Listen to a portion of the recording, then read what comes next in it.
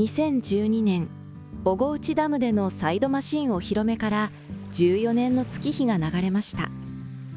当時、ハワイではキカイダーブラザーズデーという祝日が制定されるほどの熱狂的な人気を博しており、私たちはいつかあの聖地へこのマシンを届けたいと強く意識していました。お披露目後、マシンはプロジェクトの熱烈な支持者であった M 氏へと引き継がれ、彼は国内のボランティアイベント等を通じてその希少性と完璧な仕上がりを大切に伝え続けてくれました。しかし M 氏は2023年に惜しまれつつも他界。私たちは今彼のハワイへ届けたいという強い意志を引き継ぎ、このプロジェクトを動かしています。実はかつて大手音楽事業を中心に営む企業からハワイでのイベント企画全費用を負担するという驚くべきオファーをいただいたことがあります。しかしその条件はイベント終了後すべての権利を譲渡するというあまりにも非情なものでした。それは我々ファンやプロジェクトメンバーの純粋な夢を壊す内容でした。私たちはその条件を受け入れることはできず、その申し出を断る道を選んだのです。このマシンは皆の思いが詰まった夢そのものでなければならないからです。2014年に公開された映画「キカイダーリブート」。実はこの映画のメガホンを取った下山天監督とも私たちプロジェクトは深い関わりがありました。それは震災復興の一環として宮城県登米市の石森章太郎ふるさと記念館で期間限定の展示が行われた際のことです。搬入されるマシンの到着を誰よりも早く待ち構えていたのは下山監督その人でした。到着したマシンの姿を見るなり、下山監督は満面の笑みでそのシートにまたがり、子供のように感激されていた。そんな作り手としての純粋な情熱を感じさせるエピソードが残っています。監督が描かれた世界観、そして作品への深い敬意を込めて、私たちはプロジェクトの再始動にあたりリブートの冠を掲げることにしたのです。夢に向けての再始動、サイドマシンを第2の故郷ハワイへ届ける、その決意を胸に私たちはこの挑戦をスタートさせたのです。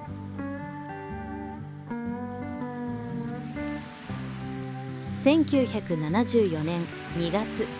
日本での放送終了からわずか半年後、ハワイの日本語放送局キク TV で英語題キカイダーの放送が始まりました。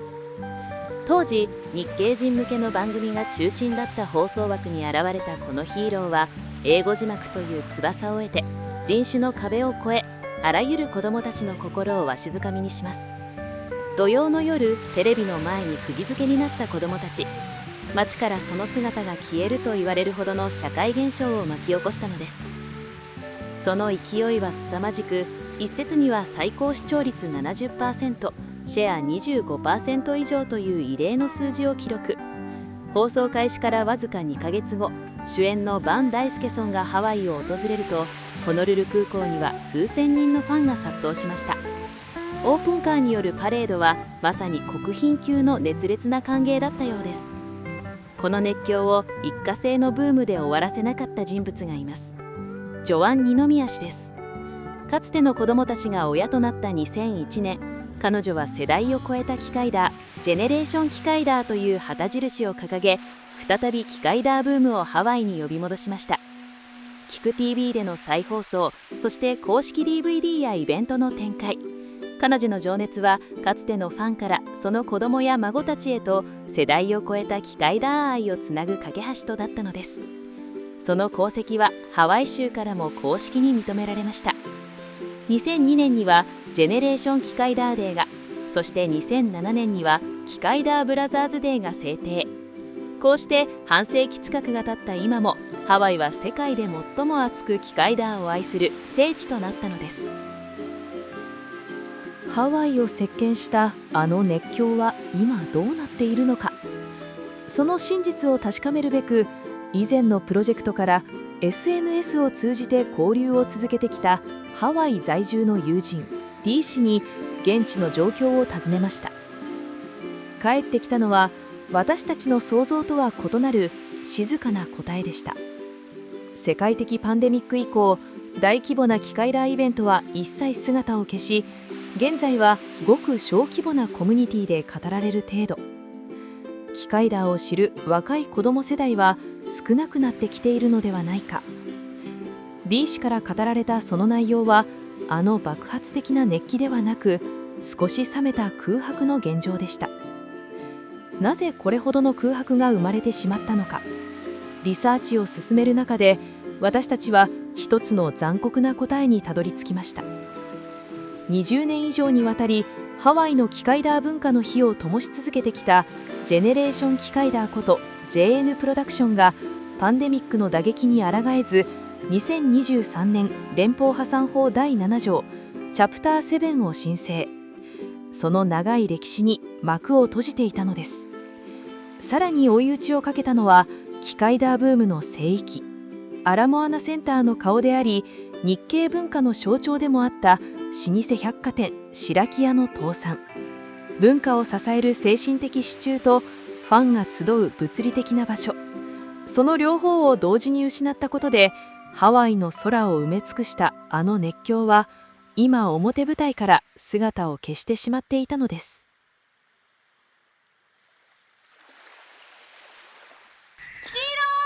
ハワイに流れる少しずつ冷めてきているという寂しい現実に触れた私たちでしたが、それでもサイドマシンを持ち込み、現地のファンと交流を図りたいという思いを胸に、私たちは行動に出ます。かつての放送局キク TV やハワイの機械ダー文化の象徴であるジョアン・ニノミヤ氏へアプローチを試みました。しかしメールへの返信はありませんでした。知人を通じようやくつながったジョアン氏ではありましたが、このプロジェクトへの協力的な回答は得られませんでした。公式イベントでお披露目するという当初の夢は、この現実を前に完全に閉ざされてしまったのです。普通ならここで諦めるのかもしれません。しかし我々は諦めの悪さが売りです。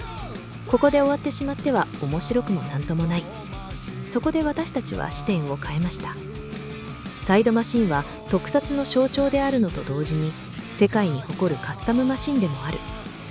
ターゲットをモーターカルチャーへと切り替え、ハワイで開催される大規模なモーターショーなどへ片っ端からアプローチを開始しました。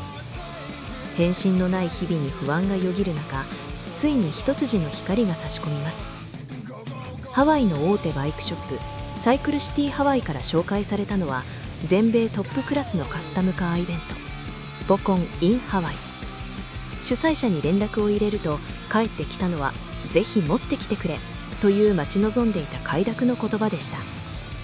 サイクルシティハワイに現地でのサポートを打診し、イベント会場についても目処が立ち始め、現地での受け入れ体制は少しずつ形になってきました。バラバラだったピースがようやくつながり始めた。そう感じた矢先、本当の難題が立ちはだかります。いかにしてハワイに送り、いかにして連れ帰るか。車両としての持ち込みは手続きが厳しいと予想されたため、展示品としての輸送を模索。国内の大手海運会社3社に依頼をかけましたが、結果はまさかの全社お受けできません。現地での道筋がようやく見え始めた矢先、肝心の海を渡る手段が現時点では閉ざされてしまいました。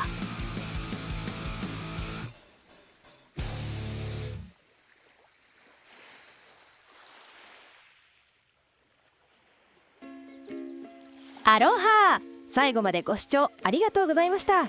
ご覧の通り、現実は甘くありません。2026年8月29日の決戦を前に、プロジェクトは輸送という巨大な壁に直面しています。そこで皆様にお願いです。この方法ならいけるという知恵や、俺に任せろというプロの方、どんな些細なヒントでも構いません。ぜひコメント欄でお力をお貸しください。この無謀な挑戦を共に戦ってくださる方は、チャンネル登録と高評価もお願いします。皆様の応援こそが壁を打ち破る力になります。サイドマシンをハワイへ運ぶ最後のピースはあなたです。共に伝説を書き換えましょう。コメントお待ちしております。マハロー。